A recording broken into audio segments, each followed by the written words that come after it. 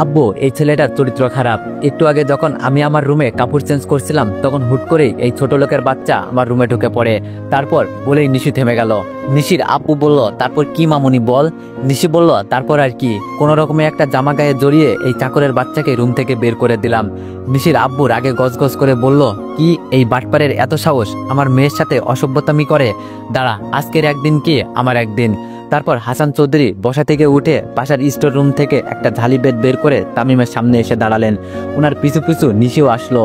তামিম বাসা ঝাড়ু দিচ্ছিল আর তার বাপ মেয়ের কথা শুনছিল। হাসান চৌধুরীর শেষ কথাটা শুনে সে বুঝতে পারলো আজকে তার সাথে খুব খারাপ কিছু একটা হতে চলেছে।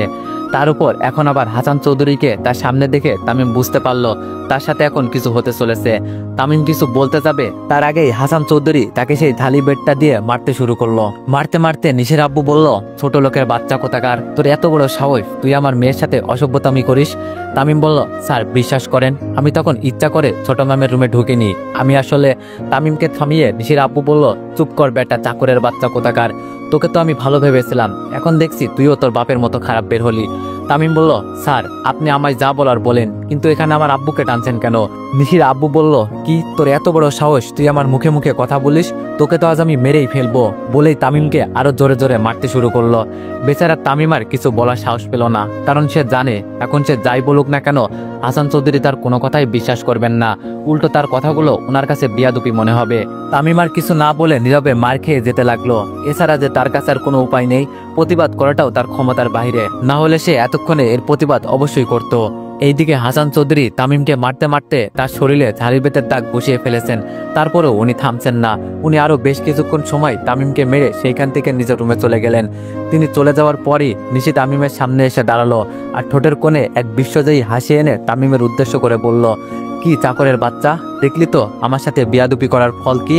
নেক্সট টাইম আমার রুমে ঢোকার আগে দরজায় নক করে ঢুকবি, না হলে এরপর থেকে আরো ভয়ঙ্কর শাস্তি পেতে হবে তোকে। নিশির কথাগুলো শুনে তামিম ভাঙা গলায় বলল, ম্যাম আমি তো ইচ্ছাকৃতভাবে এমনটা করিনি, তারপরও আপনি আমাকে স্যারের কাছে শুধু শুধু মার খাওয়ালেন কেন? নিশি বলল, কারণ এই নিশি চৌধুরীর সাথে যদি কেউ বিয়াদুপি করে তাহলে তাকে তার কর্মের উপযুক্ত ফল পেতেই হয়, হোক সেটা ভুলে বা ইচ্ছাকৃতভাবে। তামিম আর কিছু বলল না।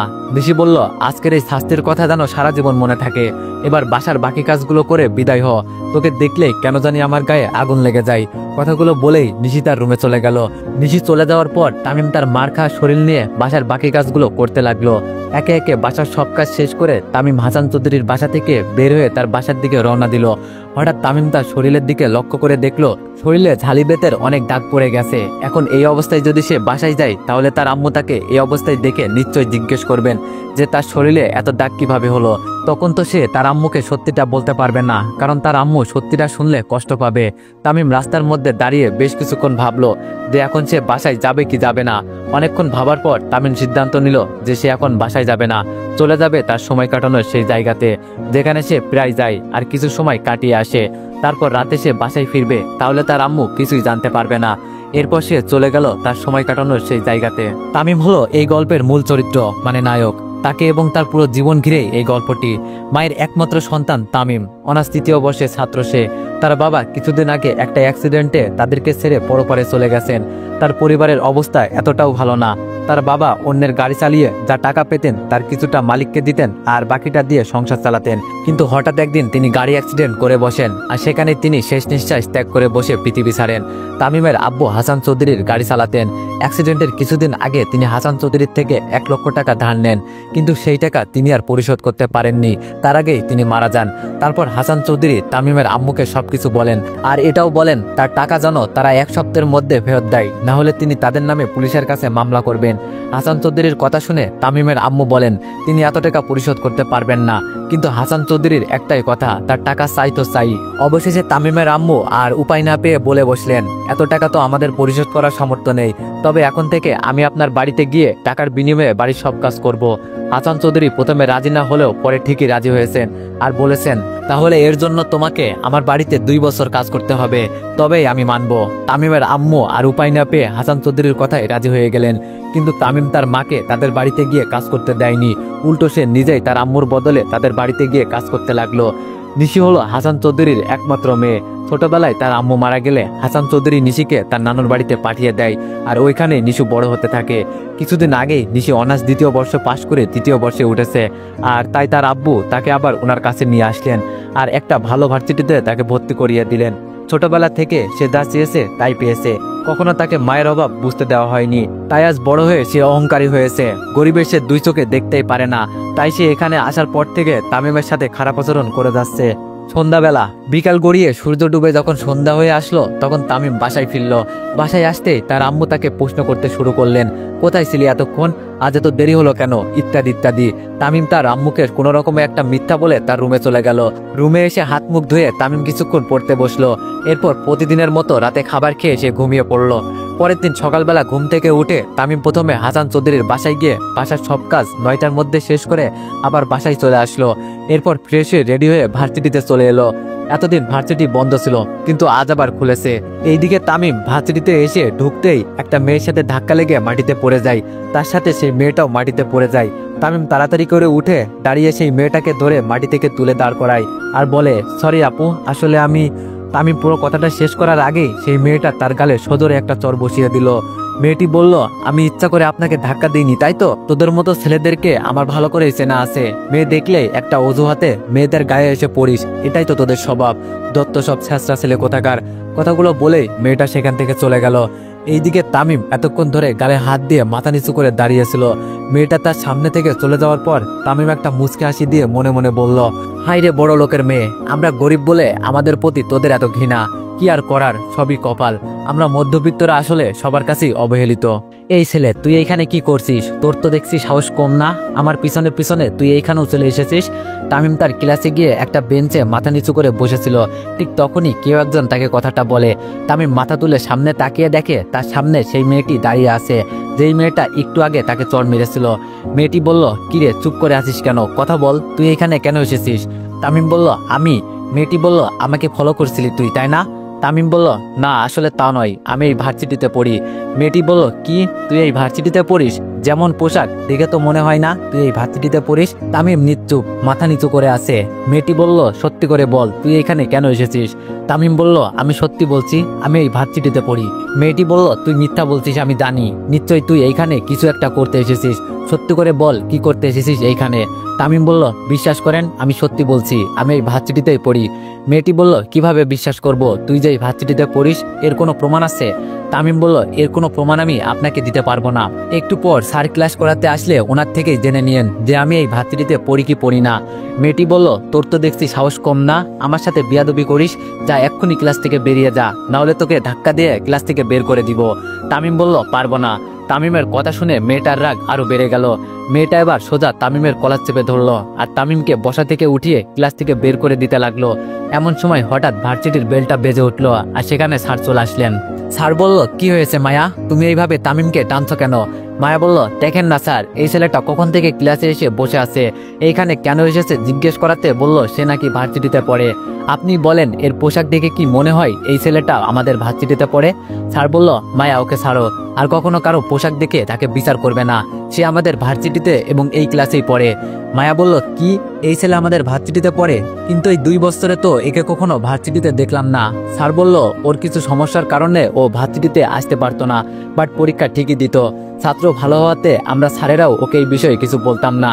স্যারের কথাগুলো শুনে মায়া নামের মেয়েটা সাথে সাথে তামিমের কলার ছেড়ে দেয় আর লজ্জায় মাথাটা নিচু করে ফেলে। স্যার বলল, এখন তোমরা নিজেদের সিটে গিয়ে বসে দাও। তারপর স্যারের কথা মতো তামিম নিজের সিটে গিয়ে বসে পড়লো আর মায়াও তার সিটে গিয়ে বসে পড়লো। এর মধ্যে ক্লাসে সব ছাত্রছাত্রীরাও চলে এসেছে। এরপর স্যার ক্লাস করাতে শুরু করলেন। স্যার ক্লাস করাচ্ছেন, কিন্তু মায়া সেদিকে কোনো খেয়াল নেই, সে শুধু তামিমকে নিয়েই ভাবছে। আজ মায়া সকালে দেরিতে ঘুম থেকে উঠেছে, কারণ হলো তার আম্মু আজ তাকে ডাক দেয়নি। তাই সে ঘুম থেকে উঠে ফ্রেশ হয়ে সোজা ভার্সিটিতে চলে আসে, নাস্তাও করেনি। এর কারণে তার আম্মুর প্রতি তার একটু রাগ হয় আর ভার্সিটিতে ঢুকতেই সে তামিমের সাথে ধাক্কা খেয়ে পড়ে যায়। এমনিতেই তার মেজাজ খারাপ ছিল, তার উপর ধাক্কা খাওয়াতে তার মেজাজ আরো খারাপ হয়ে যায়। তাই সে তখন রাগের মাথায় তামিমকে চড় মেরে ফেলে আর কিছু কথাও শুনিয়ে দেয়। মায়ার বাবা এই শহরের একজন নামকরা ব্যবসায়ী। ধনী পরিবারে জন্ম হওয়া সত্ত্বেও মায়ের মধ্যে অহংকারের ছিটে ফোঁটাও নেই। সব শ্রেণীর মানুষকে সে সমানভাবে দেখে। কিছুক্ষণ পর একটা ক্লাস শেষ হলো। দ্বিতীয় ক্লাস করানোর জন্য আরেকজন স্যার এসে ক্লাসে ঢুকলেন। এইভাবে একে একে সব কয়টা ক্লাস শেষ হলো। ওই দিনের মতো ভার্সিটি ছুটি হয়ে গেল। সব ছাত্রছাত্রী ভার্সিটি থেকে বেরিয়ে যার যার বাসায় চলে যেতে লাগলো। তামিমও ভার্সিটি থেকে বেরিয়ে বাসার দিকে হাঁটা ধরলো। কিন্তু কিছুটা পথ এগোতেই হঠাৎ একটা মেয়ে তাকে পিছন থেকে ডাক দিয়ে দাঁড়াতে বলল। তামিম পিছনে ফিরে দেখলো সেই মায়া নামের মেয়েটা তার দিকে এগিয়ে আসছে। তামিম মনে মনে ভাবলো, এই মেয়ে এখন আবার কিসের জন্য আমার কাছে আসছে। মায়া তামিমের কাছে এসে বলল, সরি। তামিম বলল, সরি কেন? মায়া বলল, আসলে তখন আমার মেজাজ খারাপ ছিল, তাই আপনাকে চর মেরে ফেলেছিলাম। তারপর আপনাকে ক্লাসে দেখে ভাবলাম হয়তো আপনি আমাকে ফলো করে ক্লাস পর্যন্ত এসেছেন। বিশ্বাস করেন আমি আমার কাজের জন্য সত্যি লজ্জিত, প্লিজ আমাকে মাফ করে দেন। তামিম বলল, আরে না ঠিক আছে, এইখানে মাপ চাওয়ার কি আছে?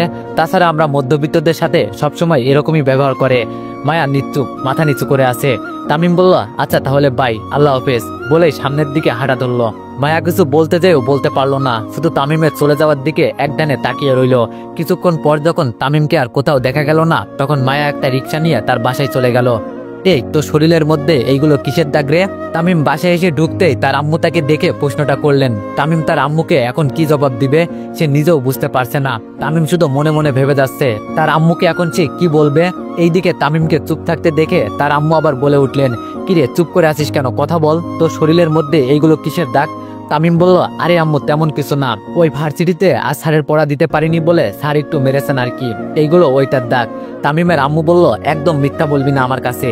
স্কুল থেকে শুরু করে কলেজ পর্যন্ত যেই ছেলে সবসময় প্রথম হয়ে এসেছে সেই ছেলে আজ পড়া না পারার জন্য ভার্সিটিতে স্যারের কাছে মার খেয়েছে, এটা আমার বিশ্বাস হয় না। সত্যি করে বল এগুলো কিসের দাগ? তামিম বলল, আরে আম্মু আমি সত্যি বলছি। তামিমের আম্মু বলল, হাসান সাহেব তোকে মেরেছেন তাই না? তামিম নিশ্চুপ। তামিমের আম্মু বলল, কি হলো কথা বল। তামিম মাথা নাড়িয়ে হ্যাঁ সূচক জবাব দিল। তামিমের আম্মু বলল, কেন মেরেছেন তোকে উনি? তামিম বলল, কাজ করতে গিয়ে একটা গ্লাস মাটিতে পড়ে ভেঙে যায় তাই। তামিমের আম্মু বলল, সামান্য একটা গ্লাস ভাঙার কারণে উনি তোকে এইভাবে মেরেছেন? তামিম বলল, হয়েছে আম্মু, এইবার বাদ দাও, অনেক ক্ষুধা লেগেছে, খাবার দাও। তামিমের আম্মু বলল, কি বাদ দিব, সামান্য গ্লাস ভাঙার? তামিম বলল, উফ আম্মু বাদ দাও তো এইসব, চলো খাবার খাবো।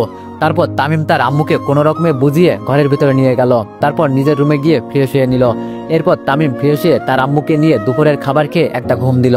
সন্ধ্যাবেলা তামিম ঘুম থেকে উঠে হাত মুখ ধুয়ে পড়তে বসলো। এতদিন তার কিছুই পড়া হয়নি, কারণ তার আব্বুর মৃত্যুকে সে পুরোপুরিভাবে মেনে নিতে পারেনি, তাই এতদিন সে কোনো কিছুতেই মন বসাতে পারেনি। ওই দিনের মতো হালকা পড়াশোনা করে রাতে খাবার খেয়ে তামিম ঘুমিয়ে পড়ল। পরের দিন সকালবেলা তামিম ঘুম থেকে উঠে ফ্রেশ হয়ে হাসান চৌধুরীর বাড়িতে চলে গেল। ওইখানে গিয়ে তাদের বাড়ির সব কাজ শেষ করে তামিম আবার বাসায় চলে আসলো। বাসায় এসে তামিম খাবার খেয়ে একটা ভালো শার্ট পরে ভার্সিটিতে চলে গেল। ভার্সিটিতে গিয়ে তামিম মায়া মেয়েটা সামনে পড়ে গেল। মায়ার পাশে আজ নিশিকে দেখে তামিম কিছুটা অবাক হয়ে যায়, আর মনে মনে ভাবে, নিশি ম্যাম এই ভার্সিটিতে পড়ে নাকি? যদি তাই হয় তাহলে ভার্সিটিতে উনি আমাকে শান্তিতে থাকতে দিবেন না। তো এভরিওয়ান, নেক্সট পার্টের জন্য 500+ কমেন্ট করে দিও। ধন্যবাদ।